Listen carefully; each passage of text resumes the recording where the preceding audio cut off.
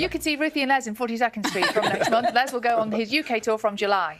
Yeah. Got a good reaction from the audience there. You're watching BBC Breakfast. We were clapping. It's 8:59.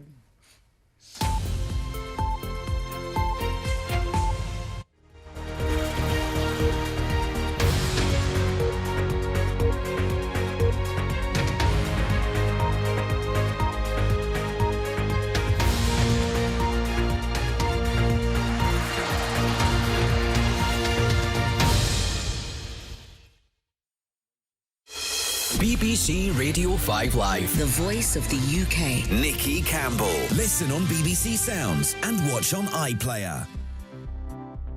Good morning, it's the National Phone-In and we're talking about the Grand National. Here's the question for you this morning. Were the Grand National protests okay? What do you think as a casual viewer, as so many of us are, of that iconic race? Biggest horse racing event of the year, one that many of us follow, albeit on a once-a-year casual basis, put on a bet, have a flutter. Many of whom do that don't normally watch the sport. But is it a piece of enthralling sporting theatre, or exploiting animals purely for our entertainment and endangering them as well? Moments after the race started, as you'll have seen, as you'll have heard, after an almost 15-minute delay, Hill 16 fell at the first hurdle and died. The third horse across the three-day festival to have lost their life.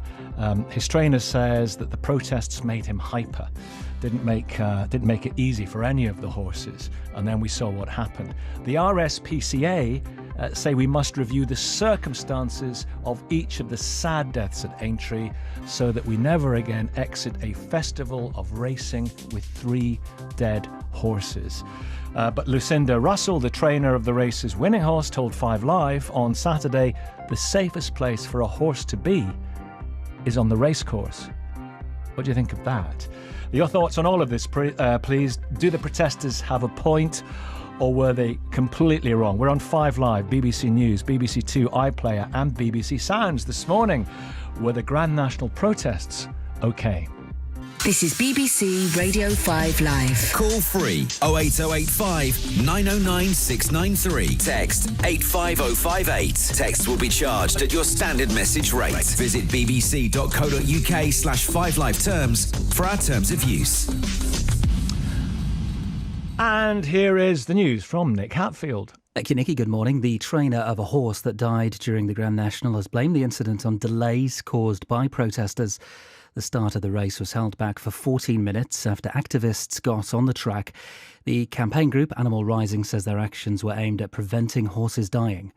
Rishi Sunak will criticise negative attitudes to maths in a speech later. He's setting up a panel of experts to look at how to make it compulsory for all students in England to study the subject in some form until they're 18.